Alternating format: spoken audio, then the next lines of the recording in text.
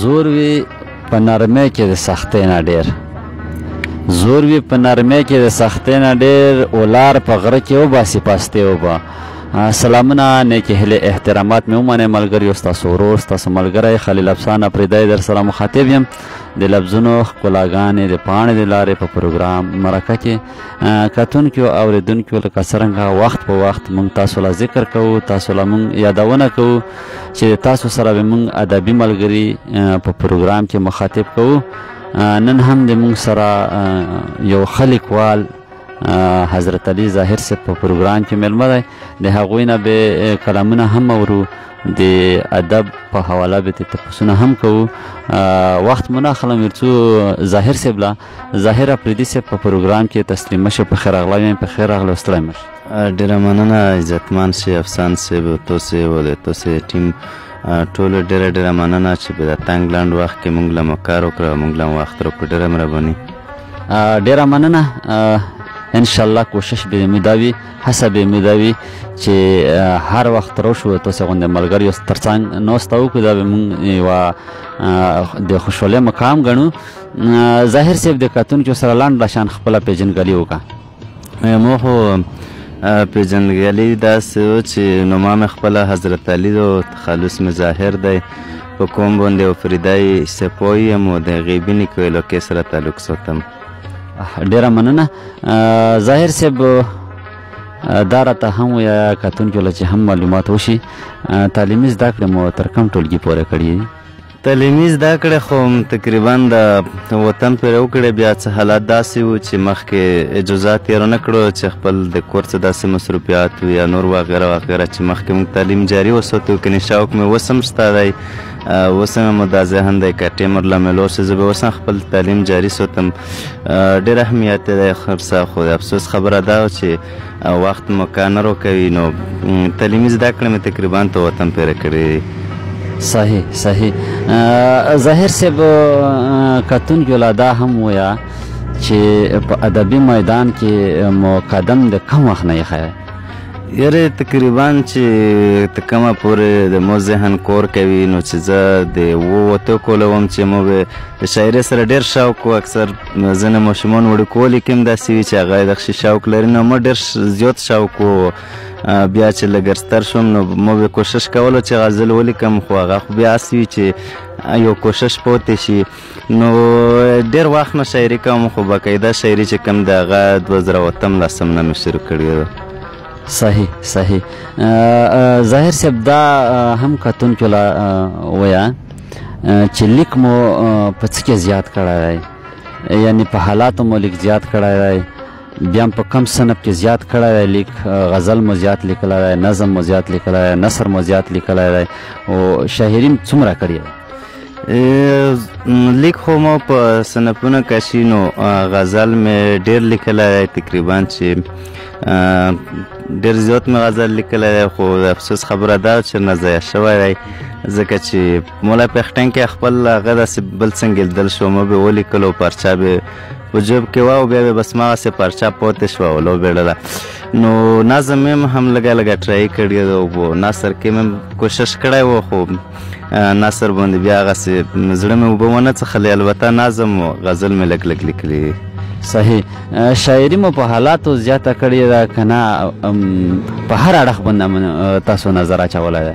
یاره ما خو زیاته شاعري په حالاتو حماسي شاعري مې زیاته و، په نور اړخونو کې هم لږه لږه هغه شاعري مې کړې ده، خو زیات اکثریت چې کوم دی هغه په حالاتو باندې دی. صحیح صحیح. کتونکو یاد دی وي چې د کمبار پښتو ادبي جرګې رجسټرډ سابقه صدر هم پاتې شوی دی. ډېر زیار ډېر کړاو دی کمبار پښتو ادبي جرګې دپاره. ظاهر صاحب دا راته ووایه چې په ادبي میدان کې کوم استاد لارښود لرئ او که نه؟ اوس خو که ته ویم چې لرلو مې ډېر محترم ارواښاد منتظر شنوری صاحب چې اوس دا دنیا کې نشته، هغه نه به مو لاسنیوی کولو، خو هغه هم ورسره ګوته نه ووتلو. اوس بس د خپل ملګري تاسو غوندې ملګري راشي، بس د هغو سره کښېنو، مشاعره وکړو، ورسره زده کړه وکړو، بس اوس داسې خوست څوک نه لرم. صحیح صحیح. ظاهر صاحب دا راته ووایه چې د هر ملګري هر لیکوال دا خواهش وي چې د ما کتاب د ما په ژوند باندې چاپ شي. د تاسې کتاب په حواله باندې څه خیال دی، څه نظر مو ده؟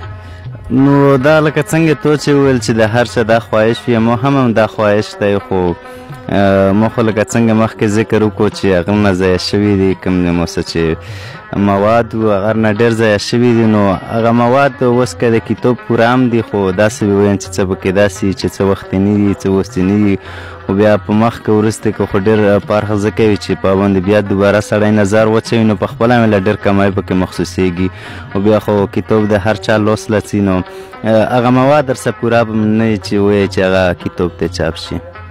صحیح صحیح.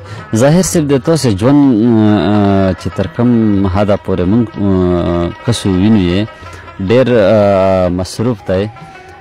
په کوم ادبي غونډو لا په دغه وخت کې، په دغه مصروفه وخت کې چې تاسې دومره مصروف یو چې تاسې سره خپل د ټیکاله وخت هم نه وي چې خپل رزق تاسې په ټایم باندې وخورو، په کومو ادبي غونډو لا تاسې له تګ له موقع ملویږي، وخت باسې و که نه؟ یاره بس انشاءالله چې کوشش کوو چې لوړ شو کمبر پښتو ادبي جرګه موږ سره رجسټر هغه دلته نږدې هغله زیات کوشش کوو چې لوړ شو. همدارنګې حمزه ادبي لښکر دی، همدارنګې نور ادبي تنظیمونه جرګې چې کوم دي پاک هم کوشش کړی وخت په وخت چې حساب کې واخلو، خو له بده مرغه چې څنګه ته وویل چې دومره مصروفه وخت دی، د کلي مصروفیات، د حالاتو مصروفیات چې ډېر اجازات نه راکوي چې چېرته موږ په ادبي غونډو کې حصه واخلو. صحیح صحیح. ظاهر صاحب د کوم شاعر نه متاثره شوی یې زیات چې تو ویلي وي چې یاره دا شاعر بس زه لیکلو له مجبور کړم؟ یاره که رښتیا باندې ووایه نو ما خو خپله انقلابي شاعري ډېره خوښېږي و زیات متاثره د اکرام الدین مفتون صاحب نه ډېر زیات متاثره یم چې هغه مهاجر وخت کې کتاب یې په وخت کې چاپ و، نو مو بیا هغه ډېر لوستلو، بیا دار ته هرکلی راغلو، نو مو یو دا خواهش مو د ادب په دنیا کې مو ټول نه غټ خواهش دا و چې زه د مفتون صاحب سره ملاقات وکړم، و بیا همدارنګې دا خواهش مې و چې کتاب مې چاپ شي، نو هغه یو خواهش خو مې پوره شو، سره مې ملاقات هم وکړلو و ډېر زیات د هغه نه متاثره یم و کتاب مې انشاءالله چاپ شي، نو به دا خواهشات مې. صحیح صحیح. ظاهر صاحب خبرې خو هم ډېرې په زړه کتونکي به هم انتظار کوي، داسې هم اورېدلي دي چې ظاهر صاحب نظم ډېر ښکلی نظم لیکي، نو غواړم چې د کتونکو لیدونکو سره یو خپل نظم شریک کړي، نو ډېر خوند به وکړي. ډېره مننه. نظم به یې ته ووایم، عنوان یې دی سور رنګ. زما به خوښ و چې په باغ کې به ګلونه سره و، زما به خوښ و چې په باغ کې به ګلونه سره و، هغه مې هم خوښ و د چا به چې لاسونه سره و، اکثر به ووتم بازار ته د باړې ملګرو، هلته به هم ما لټولې سلیمانې ملګرو، او دا خو هر څوک وایي چې خوند کوي چې سرې سترګې، دا خو هر څوک وایي چې خوند کوي چې سرې سترګې، حسن چې هم الله ورکړی وي او مړې سترګې، او څه به صفت کوم اشنا د سرو لبانو درته، او لنډ به مثال درکړم د سرو سرو انارانو درته، او یاره د سرو سرو اننګو به درته څه ووایم، بس سوځول کړي د لمبو به درته څه ووایم، په لاس سره ګوتې سره سینډل یې په پښو مزه کې، سره سره ټیکونه سور په یو په کمسو مزه کې، هر څوک خواهش لري خپل کور ته سره جوړه خوښوي، نن سبا جونه سور ټیکری سره لوپټه خوښوي، او څومره مزه کړي سرې وریځې مازدیګر وګوره، او یا په سحر کې په نخترو باندې لمر وګوره، هغه هم ورځ وي چې زلمی په سور پالنګ وخیږي،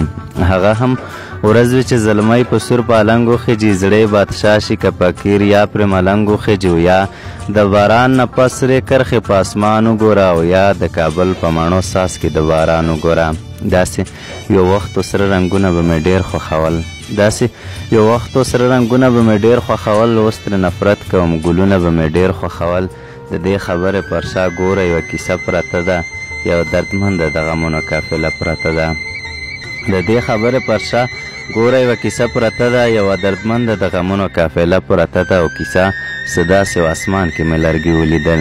کیسه څه داسې و اسمان کې مې لرګي ولیدل او سر مې چې ښکته کړو په ځمکه مې لوګي ولیدل.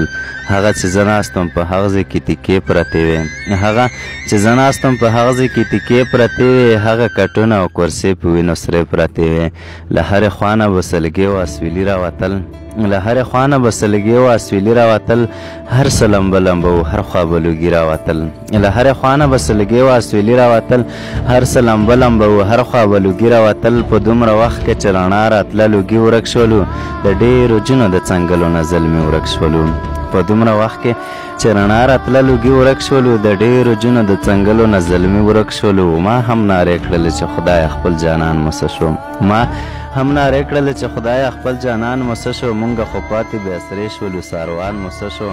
یو خوا او بل خوا د مجنون غوندې حملې کومه، زه ولې پاتې شم په ځان پسې خیرې کومه. اخر مې ولیدو جانان په وینو سور پروت و، بدن یې ټول مرمو خوړلی و، چور چور پروت و. په منډه ورغلم و خواته یې حیران ودرېدم، هېڅ مې نه راتله، په خوله باندې پریشان ودرېدم. کله یې سر، کله یې خپو، کله یې سینې ته ګورم، کله یې لاس په لاس کې واخلم، کله یې خولې ته ګورم. ډېرې نارې مې ورته وکړه، اواز نه راکوي. جانان زما نه مرور شولو، راز نه راکوي. په خاورو خړو په وینو لمبېدلی پروت و، په خاورو خړو په وینو لمبېدلی پروت و. دنګه ځواني لکه چینار را غورځېدلی پروت و. وینې مې ولیده په مخ د خپل ګلفام ملګرو، وریځ اوس هم په ماښا نه لګي ماښام ملګرو.